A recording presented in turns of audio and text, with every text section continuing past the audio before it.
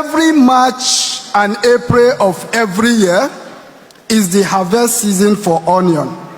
There is bumper harvest, onion is abundant. This year, in March and April, onion was sold for 22,000. And the same onion in October, it was sold for 230,000 naira per bag. Now, you ask yourself, what is wrong? What is wrong is we lack modern storage facility to be able to save our post-harvest losses.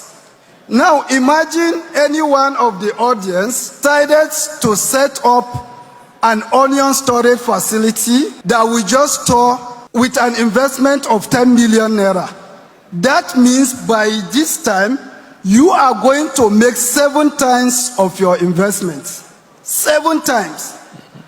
So, and also, but currently we have someone who has built 10,000 metric ton storage facility in Kano, but it's not enough. Compare 10,000 with 2 million.